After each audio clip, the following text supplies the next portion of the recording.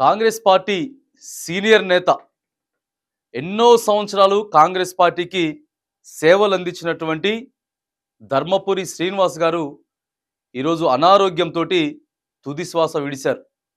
ఈరోజు తెల్లవారుజామున ఆయన మరణ వార్త విని రాజకీయ నాయకులంతా కూడా దిగ్భ్రాంతి వ్యక్తం చేసినటువంటి సందర్భం కనపడుతూ ఉన్నది. ఒకే కాంగ్రెస్ పార్టీని నమ్ముకొని కాంగ్రెస్ పార్టీకి ఎనలేనటువంటి సేవలు అందించారు. ఉమ్మడి ఆంధ్రప్రదేశ్లో పిసిసి అధ్యక్షుడిగా బాధ్యతలు స్వీకరించారు. మంత్రిగా పనిచేశారు. 3 సార్లు ఎమ్మెల్యేగా గెలుపొందారు. మరి తన కుమారుడైనటువంటి ప్రస్తుతం ఎంపీ ధర్మపురి అరవింద్ బీజేపీ పార్టీలో కొనసాగుతున్నా కూడా ఆయనని ఏ రోజు కూడా కాంగ్రెస్ పార్టీలోకి మారమని కానీ లేకపోతే ఆయన బీజేపీ పార్టీలోకి కూడా పోయేదానికి కృషి చేయనటువంటి మరి ఒక గొప్ప రాజకీయ నాయకుడు ఈరోజు మృతి చెందినటువంటి ఘటన మనకి కనబడతా ఉన్నది. ఇక మృతి పట్ల డి శ్రీనివాస్ గారి మృతి పట్ల రాజకీయ నాయకులంతా కూడా ఇక ప్రముఖంగా తెలంగాణ రాష్ట్ర ముఖ్యమంత్రి రేవంత్ రెడ్డి కూడా సంతాపం వ్యక్తం చేస్తూ ఉన్నారు.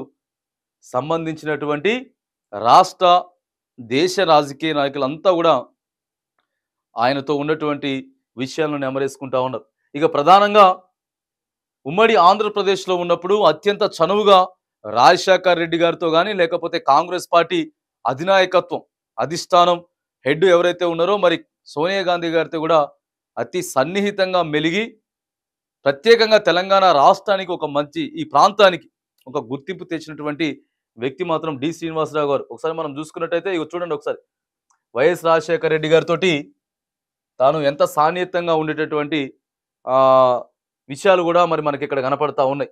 వాళ్ళిద్దరూ తర్వాత సోనియా గాంధీ గారితో కూడా ఒకే వేదిక మీద కూడా ఆయన ఉన్నటువంటి సందర్భాలు కూడా మనకి మనం చూసుకోవచ్చు.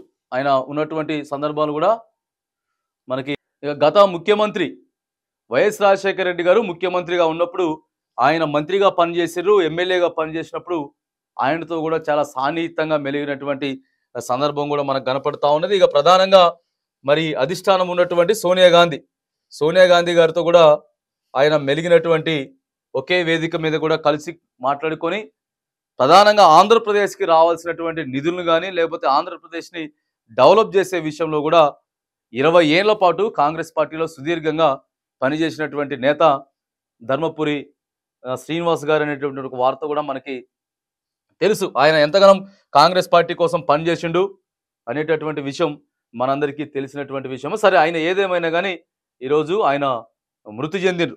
కాంగ్రెస్ పార్టీ సీనియర్ నేత మృతి చెందిండు. పార్టీలకు అతీతంగా మరి ప్రాంతాలకు అతీతంగా కూడా ఆయనకి సంతాపం తెలియజేస్తా ఉన్నారు. ఇక ఆయన అంత్యక్రియలు కూడా రేపు జరుగుతూ ఉన్నాయని కూడా రేపు జరగబోతామని చెప్పి కుటుంబ సభ్యులు కూడా చెప్తా ఉన్నారు. మరి ఇక్కడ ధర్మపురి అరవింద్ మాత్రానికి ఆయన శోక సంద్రంలో మునిగిపోయినరు.